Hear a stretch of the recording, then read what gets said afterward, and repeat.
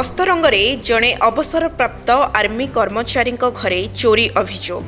ଅସ୍ତରଙ୍ଗ ହୀରାଦେଇପୁର ଗ୍ରାମର ମଦନ ମୋହନ ମଲ୍ଲିକ ନିଜ ପରିବାର ସହିତ ରୁହନ୍ତି କଟକ ବାସଭବନରେ। ମାଣବସା ପାଇଁ ଆସିଥିଲେ ଗ୍ରାମକୁ।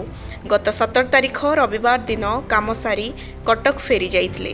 ଗ୍ରାମରେ ନିଜ ପୁତୁରା ବୋହୂଙ୍କୁ ଘର ଦେଖାଦେଖି କରିବା ପାଇଁ ଚାବି ମଧ୍ୟ ଦେଇଥିଲେ। କିନ୍ତୁ ଶନିବାର ପୁତୁରା ବୋହୂ ତାଙ୍କ ଘରକୁ ଆସି ଦେଖିଥିଲେ ସମସ୍ତ ତାଲା ଭାଙ୍ଗି ପଡ଼ିଛି। ସଙ୍ଗେ ସଙ୍ଗେ ତାଙ୍କ ଘରକୁ ଖବର ଦେଇଥିଲେ। କଟକରୁ ପରିବାର ଲୋକେ ଫେରି ସମସ୍ତ ପରିସ୍ଥିତି ଦେଖିବା ପରେ ଅସ୍ତରଙ୍ଗ ଥାନାରେ ଏତଲା ଦେଇଛନ୍ତି। ଏତଲାକୁ ଭିତ୍ତି କରି Puri dog squad forensic team ପହଞ୍ଚି ଘଟଣାସ୍ଥଳରେ ତଦନ୍ତ ଆରମ୍ଭ କରିଛି।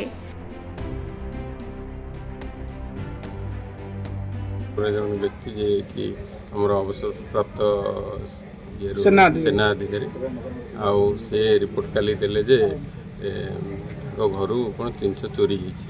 ଆସିଲା ପରେ ସାଇଣ୍ଟିଫିକ୍ ଟିମ୍ ଆଉ ଡଗ୍ ସ୍କ୍ୱାଡ୍କୁ ଡାକିବାରେ ଏବେ ତଦନ୍ତ ଚାଲିଛି। କ'ଣ କ'ଣ ହେଇଛି ଆଗକୁ ଦେଖିବା। ଏମିତି ଚୋରି ହେବାର କିଛି ଆସବାବପତ୍ର ଏପଟ ସେପଟ ପଡ଼ିଥିଲେ ଦେଖିବା ଆଗକୁ। ହଁ, କିଛି କେବଳ ସୁନା ଗହଣା ଚୋରି ହେଇଯିବାର ଅଭିଯୋଗ, ଆଉ କୌଣସି ଜିନିଷ ଏତେ ଅଭିଯୋଗ ହେଇନାହିଁ। ସିସିଟିଭିଟା ଇନଷ୍ଟଲ୍ ହେଇନି,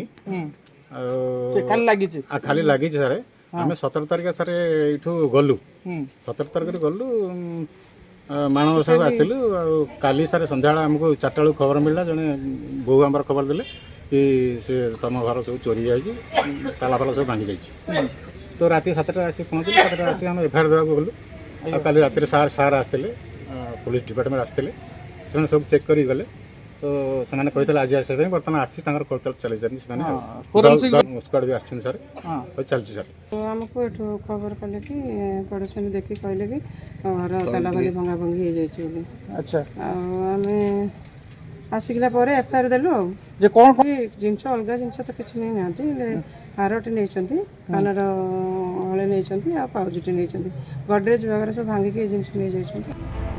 ଅସ୍ତରଙ୍ଗରୁ ସମୀର କରଙ୍କ ରିପୋର୍ଟ, ସକାଳ ନ୍ୟୁଜ୍।